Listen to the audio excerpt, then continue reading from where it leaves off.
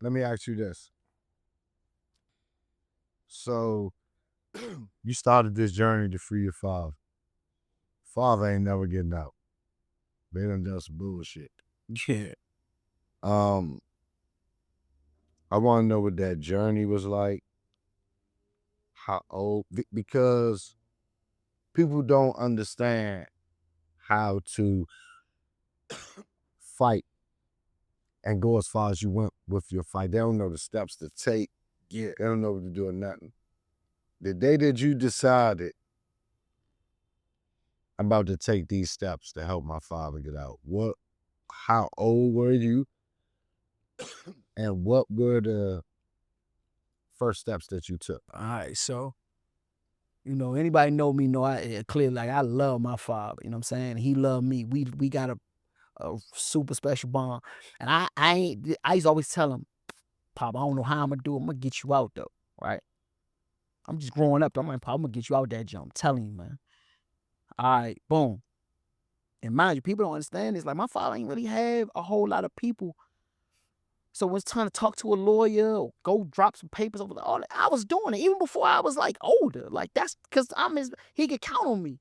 Not everybody went, but that's another thing for you young niggas out there. I'm telling you, man. We got good men, but I'm telling you, life be going, niggas gonna vanish, man. But anyway, yeah, for when real. your ass go in there and get that number, they vanish. Girl, cousin, uncle, your men ran away. They getting the fuck up out of there. I'm telling you, but yeah. So when I get to work in doing the work, then I start working in reentry when I'm 25 or Project Empowerment.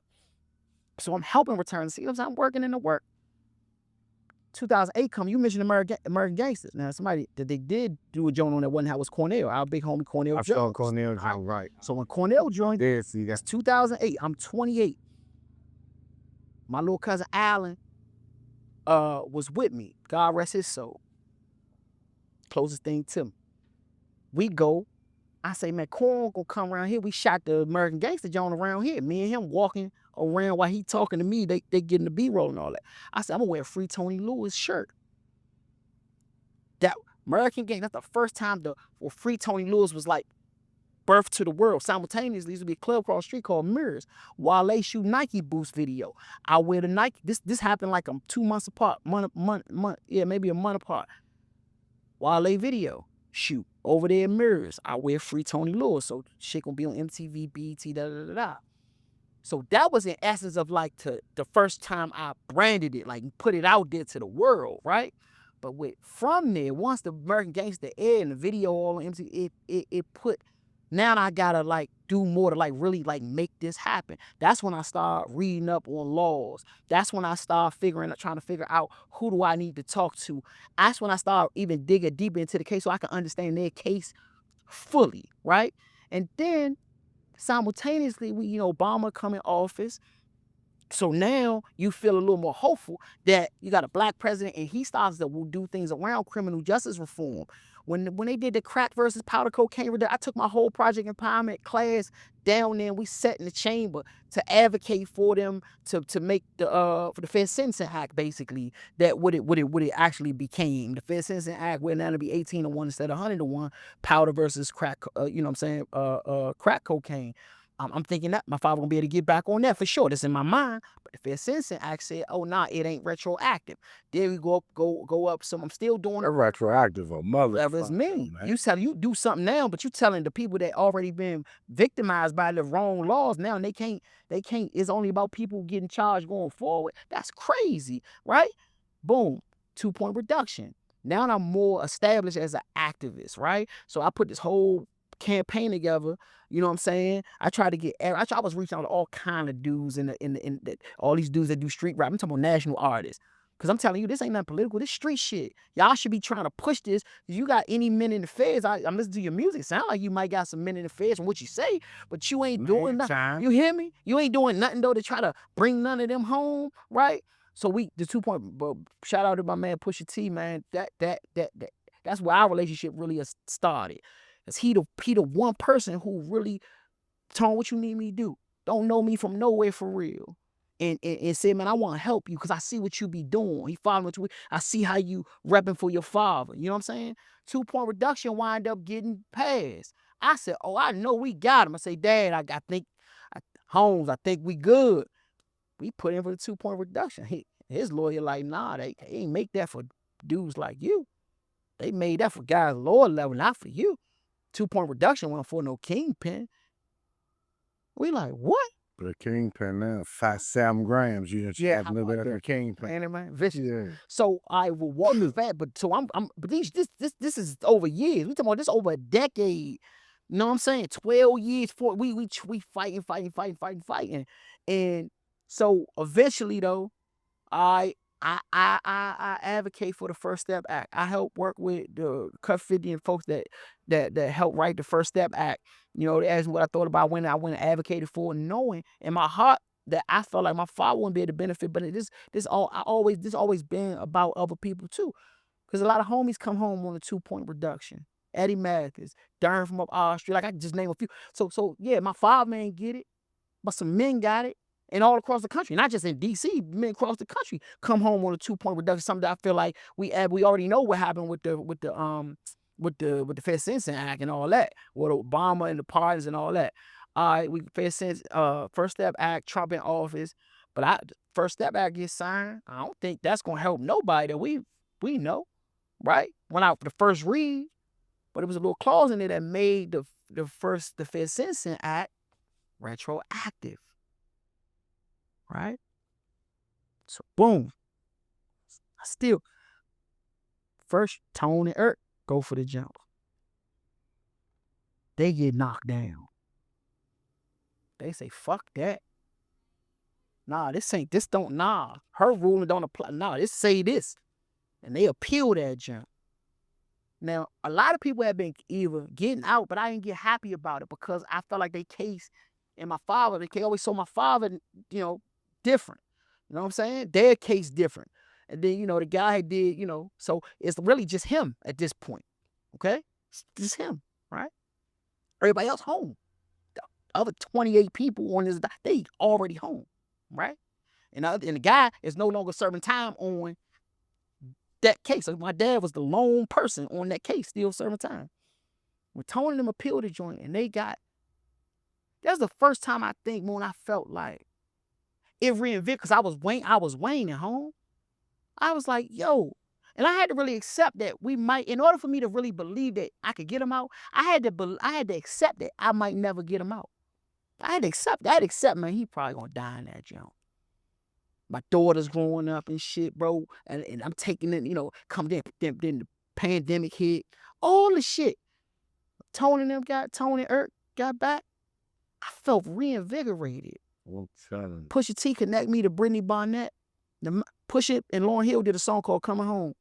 Well, Pusha shot my father, and the proceeds went to Buried Alive Project. Buried Alive Project is Brittany Barnett and Corey J was in that's their organization to help free lifers. And Brittany had been hearing about me. I had been hearing about her, and Pusha connected us. We put in the 2-point reduction, Joe. Again. Knock us down. I said, what the fuck? So now God, why? Listen, you hear me? Why me? I'm like, man, the shit laid out so beautifully. And now we got letters from politicians, letters from clergy, job, me. Not no strength. The person that everybody who come home look for help is his son. And you, right? So boom, and man, we put the First Step back in, bro. Put the First Step back in, man. A Thursday. I'm going to New Orleans on Friday. Brittany called me on Thursday. Said the Justice Department did not oppose the motion. I said, what the fuck? I fell on the floor, home. Because that just don't happen. Sometimes even when they think you're going to get a play, they always oppose just because it's like that's just what they do. Law. Let the judge decide. Yeah, that's just protocol. Yeah. You hear me? She told me that. So I'm like, man, so the next day I'm going to New Orleans. I land in New Orleans on Friday, me and my wife. I'm in the Uber. Headed to the hotel. She FaceTimed me. She never FaceTime. She FaceTimed me, Joe. I should give me chill bumps because she FaceTimed me and she said Monday. I said, what you mean? Like what are you saying? She's telling you the judge ruled like your father get out on Monday, Joe. Hey home, hey home, this shit. You in New Orleans. I'm in New I can't even function. Bro, listen, I'm in the car. I don't even know like what to say, what to do. Like, I'm like, are you I've been we 34 years All in. this concrete shit I had, y'all done shot down. Hey, bro. This goofy ass shit right here that ain't gonna do nothing for us. Slim was the theme. When I stood on the Capitol and speaking out to Congress about why they should pass the First Step Act, working with, and the fact that this would be the thing. And then you know what's crazy, bro? I just would have made it right after. So while I'm going through all my wife crying, she like, what, then I get a call from Pusha. He in Paris. Cause Brittany had let him know, like, hey, he just laughing, like, man, hey, Tone, what, you know what I'm saying? And then he put Pharrell on the phone. And if Pharrell said something to me, though, what Major mentions, because he said something to me that really stuck with me, though. Like, about how, Pusha his man. So Pusha, he been hip to the fight. I never spoke to him, never met him or nothing, but he hip to what's going on through Pusha. But he like, bruh, you are a testament to what faith looked like.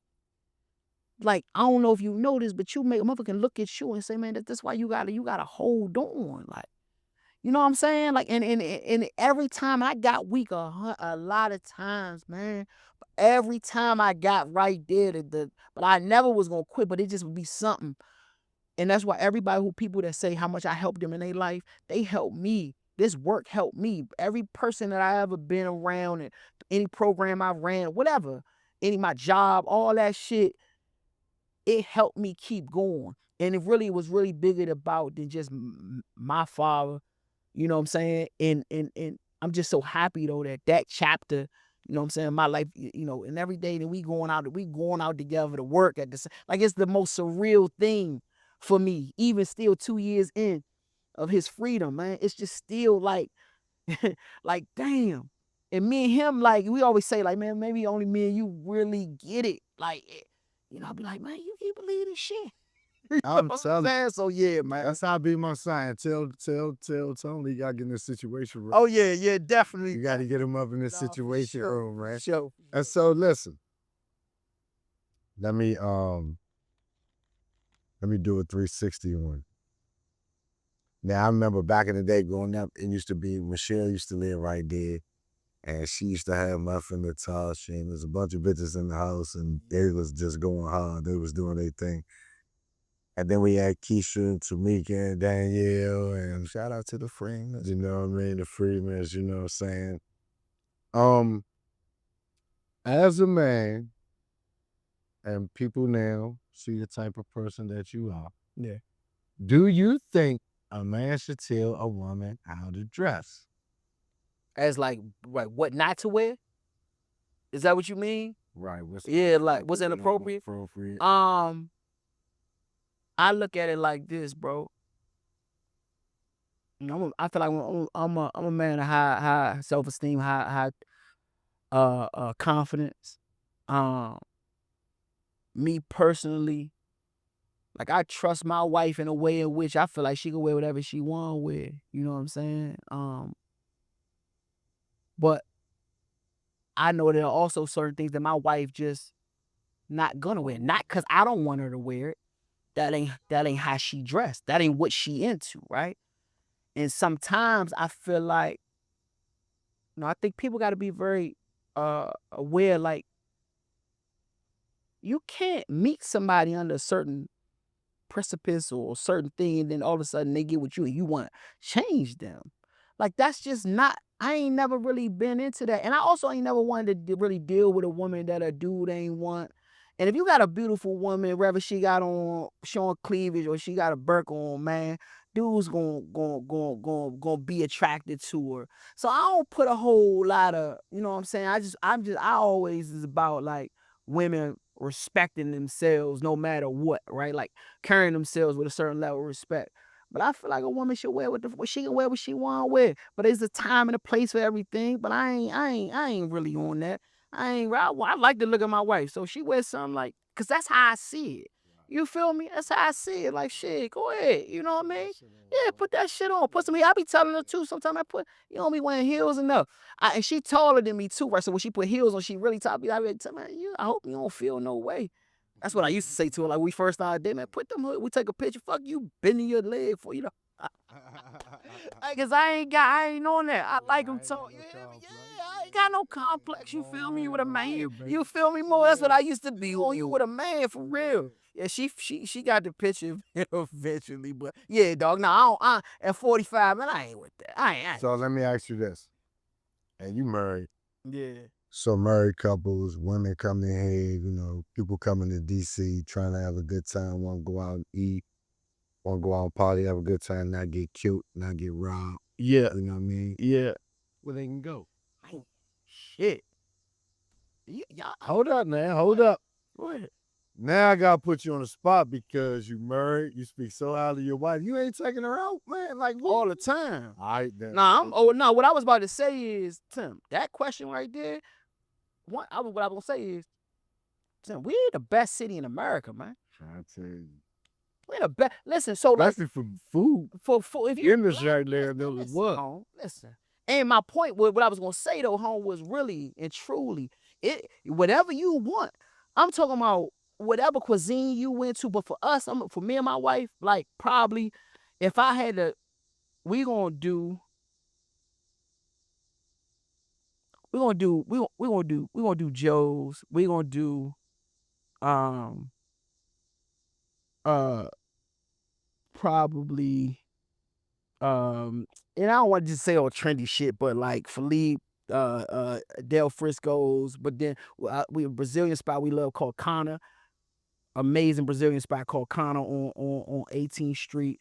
We gonna do out of office at Manifest Speakeasy for a drink.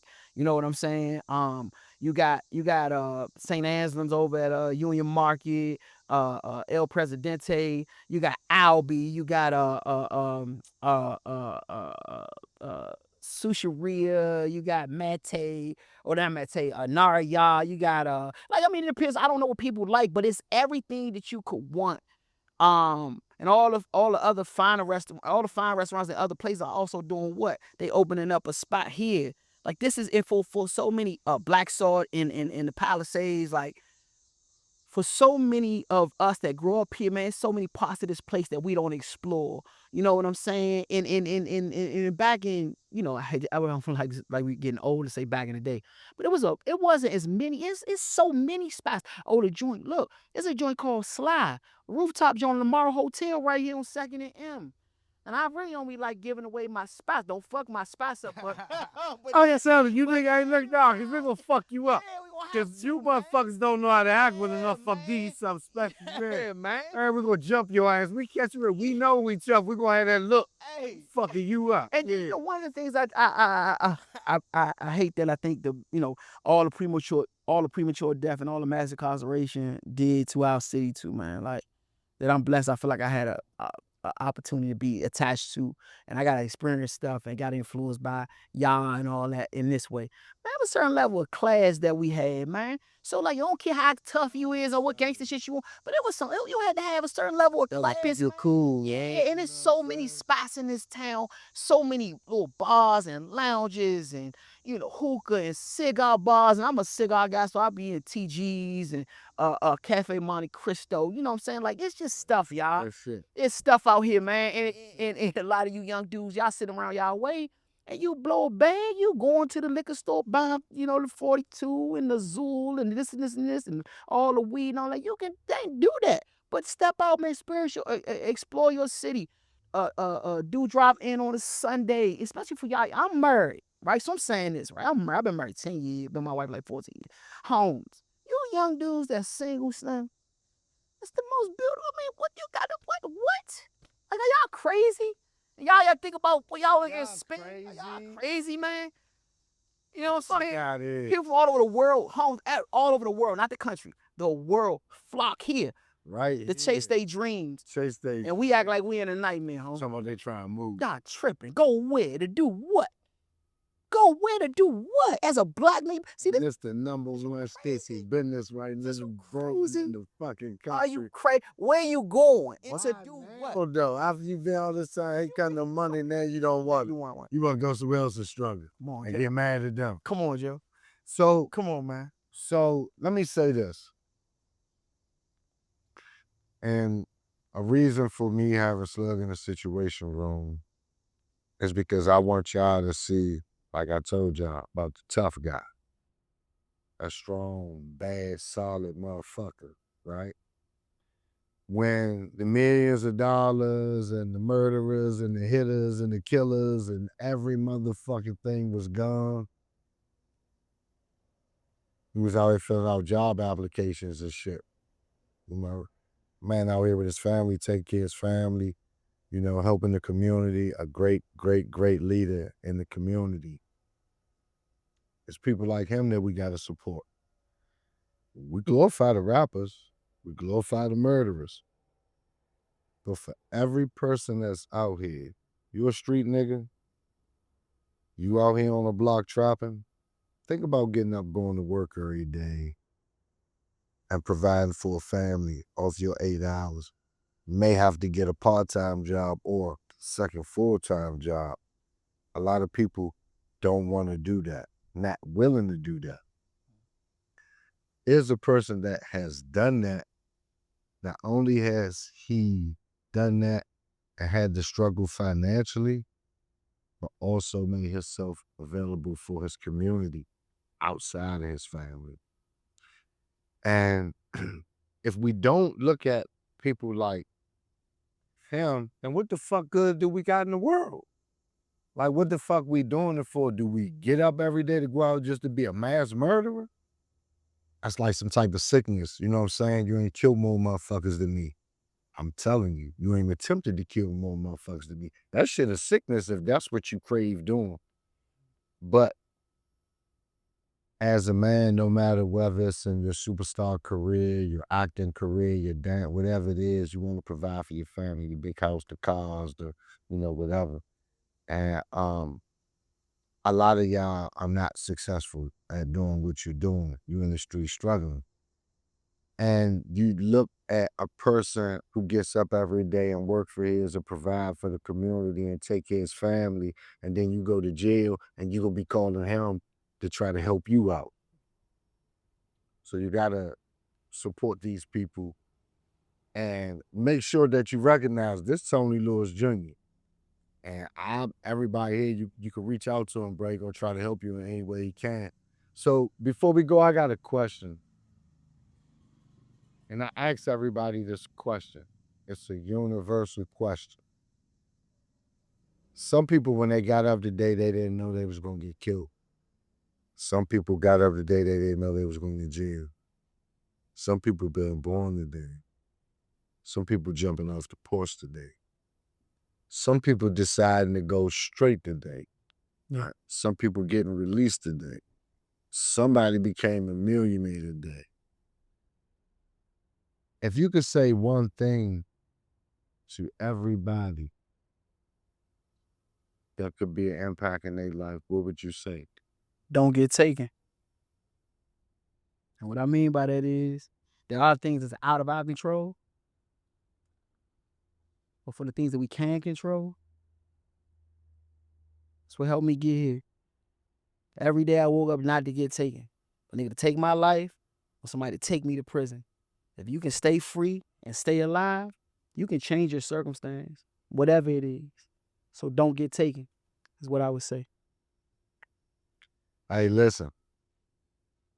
It's the Situation Room. You with Moon. I have an iconic figure right here with me. Not because his father. He not a drug dealer. He not a murderer. Although he could do either one of those things if he chose to. He ain't no sucker. He ain't no bitch. He ain't no none of that. He's not a superhero. And it's time for us to understand and respect the men that's standing out here on 10 toes, man, and doing what they supposed to do. We glorify the bullshit, but we don't glorify the good shit too. Go both ways. For you young guys that's doing the right thing, keep doing what you're doing. For you dudes that's jumping off the porch, you gotta follow the rules, shorty. There's rules to this shit. You follow the rules, bro, you be straight. You go against the rules, you're gonna be fucked around. You ain't gotta flash your money. You gotta flash your drugs. You ain't gotta market your shit on Instagram. You know what I mean? It's the underworld. Keep your shit in the dark. You know what I'm saying? And at the end of the day, it's okay, bro, to get up and own your own business. It's okay to work to get where you need to be. It's okay if you want to perform, you want to rap, you want to dance, you want to follow your dreams. It's okay, bro. There are going to be struggles. The billionaire's been through some struggles. It's going to be struggles. You got to stay strong. You got to be the definition of it. And that's why I brought him here, because I want you to understand that he didn't choose to be broke. Those millions of dollars came with a lot of casualties. Things that he just chose not to be a part of, bruh. You can't be mad at that man. The man had the world wherever. But guess what? He got the world now. The community love him. Yeah. The city love him. Whatever he do, we back in this play. All across this country, when you see Tony Lewis Jr., back his play. This a good motherfucking man right here. And if y'all don't support him, we don't support y'all. This definitions, this situation, room will move, you know what I mean? And I will catch y'all later. Peace and love. And don't forget to click the link in the bio. You gotta go to the link in the bio. And look, it's a numbers game. I support you, you support me. They can't stop us, bro. We come together. We get to the top. Remember that. Go to the bio, man. Hit the link. Situations will move.